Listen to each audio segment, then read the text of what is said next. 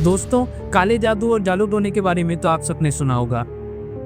कुछ लोग ये प्यार को पाने के लिए करते हैं या फिर पैसे को अपनी तरफ खींचने के लिए करते हैं, लेकिन ऐसी बुरी शक्तियों का परिणाम हमेशा बुरा ही होता है।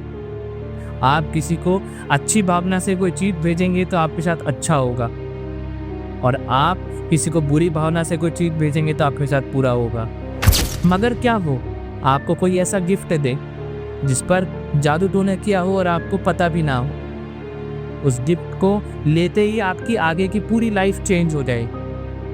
ऐसा ही हुआ कुछ आज की हमारी कहानी में।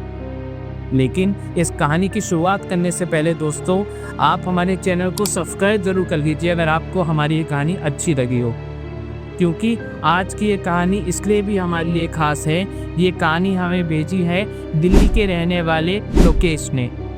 अगर आपके साथ भी ऐसे कुछ रियल लाइफ इंसिडेंट हुए हो तो आप हमें मेल कर सकते हैं, तो कमेंट में मैं आपको मेल एड्रेस प्रोवाइड करवा दूंगा। तो चलिए शुरुआत करते हैं आज की कहानी की। आज की ये कहानी है दिव्या नाम की लड़की की। दिव्या जो कि मिडिल क्लास फैमिली में पड़ी बड़ी लड़की थी। दिव्या को बचपन से ही पढ़ाई का बहुत शौक था। दिव्या अपनी फैमिली के साथ दिल्ली के मंगोलपुरी शहर में रहा करती थी। दिव्या की फैमिली में उसी घर के ऊपर वाले फ्लोर में उसके साथ उसके ताऊजी, ताईजी और उसके छोटे भाई बहन रहा करते थे। दिव्या बचपन से ही पढ़ाई में बहुत होशियार थी। बचपन से ही उसका मन पढ़ाई में लगा रहता था, जिसके चलते उसने अपनी पढ़ाई कभी छोड़ी नहीं और पढ़ाई लिखाई करते करते वो सीए भी बन गई। उसके परिवार की वो पहले ऐसी लड़की थी जो सीए बनी थी। उसने अपने ताऊजी, ताईजी के लड़के लड़कियों को भी पीछे पछाड़ दिया था पढ़ाई में, जिसके कारण उसकी ताईजी उससे हमेशा जलन की भावना रखती थी। उसकी ताईजी उसके माता पिता के पास जाके शिकायतें करा करती थी, जैसे ये तो बाहर लड़कों के साथ बातें करती है, पढ़ाई नहीं करती, बस घूमने जाती है। लेकिन दिव्या के माता पिता को उस पर पूरा भरोसा था, जिसके चलते आज वो खुद अपने पैरों पर खड़ी थी। तो अब दिव्या जब पढ़ लिख कर अच्छी नौकरी कर रही थी, तो अब उनके घर में दिव्या के लिए रिश्ते आने लगे। उसके माता पिता ने बहुत से रिश्ते देखे। उन रिश्तों में एक रिश्ता पसंद आ गया। लड़का रेलवेज में जॉब करता था, उसकी गवर्नमेंट जॉब थी। कुछ दिन बीते तो दिव्या की सगाई कर दी गई उसी अमन नाम के लड़के से, जो लड़का दिव्या के लिए देखा गया था। उसके ताऊजी ताईजी खुश नहीं थे, क्योंकि दिव्या से बड़ी भी बहनें थी, उनकी शादी नहीं हुई। लेकिन दिव्या पढ़ लिख के एक अच्छी जगह जॉब कर रही थी, तो उसके लिए अच्छे रिश्ते भी आने लगे थे और उसकी सगाई सबसे जल्दी हो गई। दिव्या की सगाई के टाइम पर ही उसकी शादी का मुहूर्त भी निकाल दिया था, जो कि महीने भर बाद का था। कुछ दिन बीते तो दिव्या के माता पिता ने आगे से उसके ताऊजी ताईजी के पास जाने का सोचा। सब गिले शिकवे भूलकर एक दूसरे ने बातें करी, और जब एक महीने बाद शादी हुई तो उसके ताऊजी ताईजी दोनों हंसी खुशी शादी में भी शामिल हुए। दिव्या की अच्छे घर में शादी हो चुकी थी। दिव्या जो कि दिल्ली में रहा करती थी, अब वो बेंगलोर में अपने पति के साथ रहने लगी। 2 दिन बाद ही दिव्या उसका पति अमन शादी की गिफ्ट देखने बैठे थे। तो दिव्या धीरे धीरे गिफ्ट रैपर खोलती गई और दोनों हंसी खुशी गिफ्ट देखने लगे। इतने में ही उनके सामने एक गिफ्ट बॉक्स आया, जिसमें किसी का नाम नहीं लिखा था। तो दिव्या ने वो बॉक्स आगे बढ़कर खोलना चाहा और खोल भी दिया। जैसे ही दिव्या ने वो बॉक्स खोला तो उसके अंदर एक गुड़िया थी। वो गुड़िया दिव्या को देखते ही इतनी पसंद आई कि वो उसको छोड़ना ही नहीं चाहती थी। दिव्या को उस गुड़िया से बहुत लगाव हो चुका था। उसका ये पति देखकर हैरान था, लेकिन उसने सोचा कि क्या पता कुछ दिनों बाद ये सब भूल जाए। दिव्या उस गुड़िया का ध्यान बच्चों की तरह रखती थी। उसको नहलाना, उसके कपड़े चेंज करना, और कभी कभार जब दिव्या को टाइम मिलता तो उसकी चोटी वगैरह बनाना। एक रात की बात है, दिव्या और उसका पति सो रहे थे, तो करीबन 1 बजे दिव्या की नींद खुलती है। दिव्या को प्यास लग रही थी, तो वो अपने रूम से निकलकर हॉल में रखे फ्रिज के पास आती है। अपना फ्रिज खोलती है और उसमें से पानी की बोतल निकाल के पानी पीने लगती है। पानी पीने के बाद दिव्या जैसे ही अपने कमरे में जाकर सोती है, अभी थोड़ी देर हुए ही थे कि उसको किसी के रोने जैसी आवाज आने लगती है। तो उसकी आंख खुलती है एकदम से। वो देखती है बाहर जाके कि क्या हो रहा है, तो हॉल में देखती है वो कि उसका फ्रिज खुला पड़ा है। जब दिव्या उस फ्रिज की तरफ जाती है तो वो देखती है कि उस फ्रिज में लाइट जल रही है और वो बाहर की तरफ आ रही है। जैसे ही दिव्या फ्रिज को बंद करने जाती है तो दिव्या को दिखता है कि उसकी जो गुड़िया थी उसका सर उस फ्रिज के बीच में आ रहा है। दिव्या उस गुड़िया को देखकर रोने लगती है और गुड़िया को लेकर के कमरे में चले जाती है। अब कुछ दिन निकलते हैं। होता क्या रहा है कि दिव्या किचन में खाना बना रही थी अपने पति के लिए। खाना बनाते बनाते वो कुछ सब्जियां काट रही थी। जिस चाकू से दिव्या सब्जियां काट रही थी उस चाकू की धार इतनी तेज थी कि दिव्या का हाथ तक कट जाता है। जैसे ही दिव्या का हाथ कटता है तो वो रुई लेने चले जाती है। फ्रिज के पास ही उसकी गुड़िया भी पड़ी थी और फ्रिज के ऊपर रुई भी रखी हुई थी। वो रुई को निकालते निकालते उसका थोड़ा खून वाला हाथ उस गुड़िया के मुंह पे लग जाता है, जिसके कारण गुड़िया का चेहरा भी लाल हो जाता है दिव्या के खून से। वो गुड़िया दिखने में तो बहुत आम थी, लेकिन उस पर किसी ने काला जादू किया हुआ था। ये दिव्या को अभी नहीं पता पड़ा, लेकिन दिव्या को बहुत जल्द पता पड़ने वाला था। दिव्या रुई लेके आई, अपने हाथ में पट्टी भी बांधी और उस खून को बंद कर दिया। पर अब उस गुड़िया के मुंह पर खून लग चुका था। उसी रात जब दिव्या और उसके पति सो रहे थे, दिव्या को बाहर खिड़की से किसी के फुसफुसाने की आवाज आने लगी। दिव्या की नींद एकदम से टूटी। दिव्या उठी और दिव्या ने सोचा ये आवाज किसकी आ रही है। दिव्या अपनी खिड़की की तरफ बढ़ने लगी। जैसे ही दिव्या ने खिड़की खोली और बाहर जाने की कोशिश करी तो दिव्या के बाल किसी ने खींच लिए।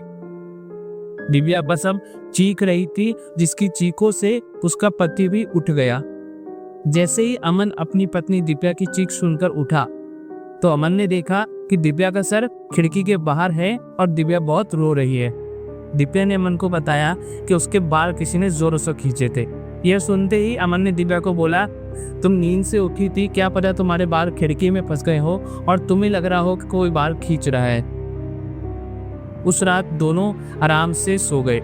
अगले दिन जब सुबह हुई तो दिव्या ने सोचा कि मैंने गुड़िया के कपड़े बहुत दिनों से चेंज नहीं किए, तो मैं उसके कपड़े चेंज कर देती हूँ।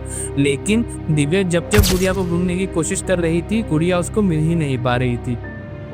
2-3 दिन बाद दिव्या का ध्यान उस गुड़िया से बिल्कुल हट चुका था। फिर एक दिन वो गुड़िया उसको अपने ही बेडरूम में दिखी, जिसके मुंह पर खून भी लगा था।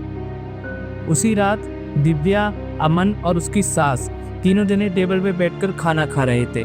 अचानक से दिव्या को उल्टी जैसे लगने लगी। दिव्या जैसे ही उल्टी करने गई, दिव्या के मुंह से बाल के गुच्छे निकलने लगे और कुछ प्लास्टिक के टुकड़े भी निकलने लगे। अमन को अब ये देख के बहुत हैरानी हुई। अमन समझ चुका था कि यहाँ पे कुछ ना कुछ तो ऐसा हो रहा है जो उसकी समझ से परे है। यह सोच के उसने अपने मौसा जी, जो कि एक मंदिर के पंडित जी थे, उनको फोन किया। अगले दिन उसके मौसा जी उनके घर पर आए। अमन को उसके मौसा जी ने बोला कि उसके मुंह से जो भी चीज़ निकली है तुम उसकी एक बार फोटो खींच के रख लो, मैं कल तुमसे मिलने आता हूँ, आगे की बात तभी करेंगे। अगले दिन जब अमन के मौसा जी अमन से मिलने आई तो अमन ने उन फोटोज को दिखाया जिसमें कि उसके मुंह से बाल और प्लास्टिक के टुकड़े निकल रहे थे। यह देख के वो पंडित जी समझ गए कि दाल में कुछ तो काला है। पंडित जी ने अमन को बताया कि तुम्हारे घर में कुछ नेगेटिव शक्तियां हैं, तुम एक काम करो, घर में एक शांति की पूजा करा लो, मैं आज शाम को ही शांति की पूजा कर दूंगा। उसी शाम अमन के घर पे गृह शांति की पूजा कराई गई। पूजा वगैरह सब बढ़िया हो गई तो अमन के मौसा जी ने अमन को बोला कि अब तुम्हें यहाँ पर कोई दिक्कत नहीं आएगी, तुम बिल्कुल निश्चिंत रहो, फिर भी अगर तुम्हें कुछ लगे तो तुम मुझे बताना। ये कहकर वो पंडित जी उस घर से चले गए। 2-3 दिन तो बड़े आराम से गुजरे, लेकिन ये इस तूफान के आने की पहली शांति थी जो उनकी लाइफ में आने वाला था। एक दिन दिव्या घर में अकेली थी। उसका पति नौकरी पर गया हुआ था और उसकी सास पड़ोस में गई हुई थी। दिव्या नहाने गई हुई थी, लेकिन उसको बाहर से कुछ आवाज़ें आई। उसको लगा जैसे उसके कमरे में कुछ है। उसने बाहर की तरफ आवाज़ लगाई कि कोई है, तो बाहर से कोई भी आवाज़ नहीं आई। लेकिन उसको ये समझ में आ रहा था कि बाहर कोई चल रहा है। जब कुछ देर बाद दिव्या नहा कर निकली तो उसने देखा उसका कमरा बिल्कुल खाली था। उसने यह बात अपने पति से भी शेयर नहीं करी। अगले दिन सुबह दिव्या अपने बेंगलोर वाले घर के स्टोर रूम में सफाई कर रही थी। तो उसने देखा कि उसकी गुड़िया एक डब्बे के नीचे दबी हुई पड़ी है। उसको ये देखकर बहुत हैरानी हुई कि मैं तो आज स्टोर रूम में पहली बार आई हूँ शादी के बाद, तो ये गुड़िया स्टोर रूम में कौन ले आया। उसने डब्बा उठाया और डब्बा उठाते ही वो गुड़िया उठ के चलने लगी और धीरे धीरे करके वो दिव्या के पास आने लगी और दिव्या का गला पकड़ लिया, जिसके कारण उस गुड़िया के नाखून दिव्या के गले में धंस गए थे और दिव्या दर्द से चिल्लाने लगी।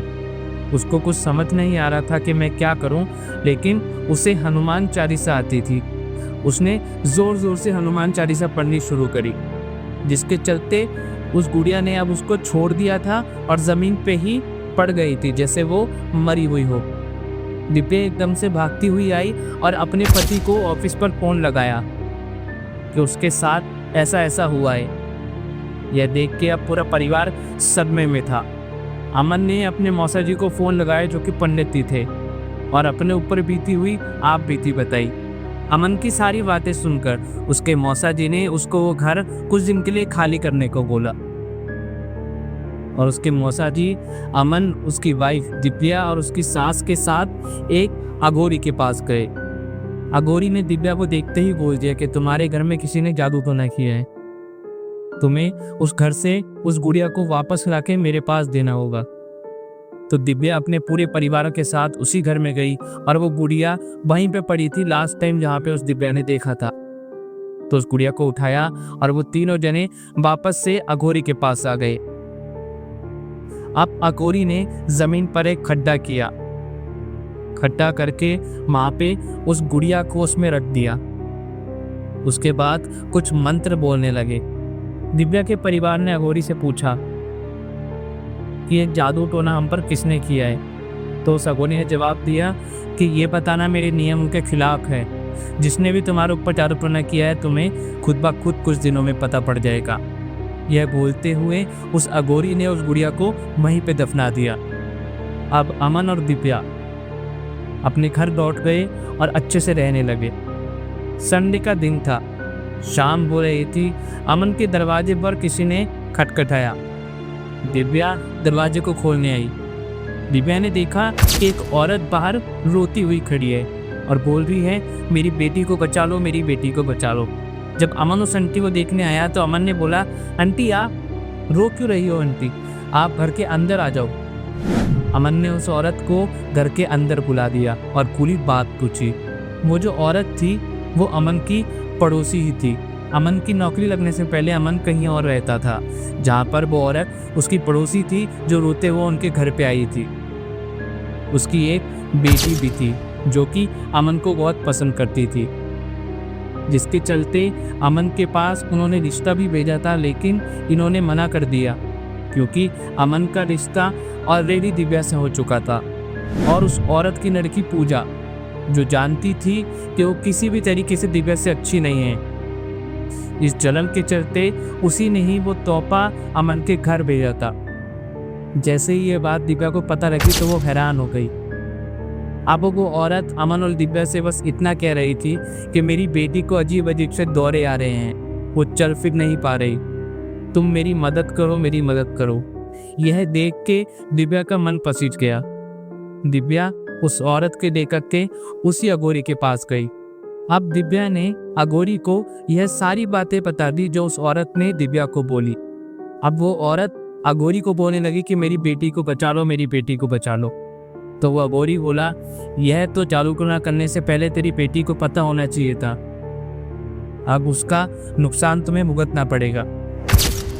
फिर भी उस औरत ने बहुत रिक्वेस्ट करी और उस अघोरी को बोला कोई तो तरीका होगा मेरी बेटी को बचाने का। फिर उस अघोरी ने जो तरीका बताया, यह सुन के सब दबे पैर वापस लौट गए। अघोरी ने उस औरत को बताया था कि तुझे नर बलि देनी होगी तभी तेरी बेटी बचेगी। यह सुनकर सब वापस जा चुके थे। कुछ दिनों में खबर आती है कि वो लड़की पूजा मर चुकी है। दोस्तों, काला जादू एक ऐसा जादू है जो किसी की बुराई के लिए इस्तेमाल किया जाता है। किसी का बुरा करके आपका अच्छा नहीं हो सकता। आप दूसरों के बारे में अच्छा सोचेंगे तभी आपके साथ अच्छा होगा। जितना हो सके आप अपने कर्म अच्छे करते चलें। आज की कहानी बस यही खत्म होती है। जय हिंद।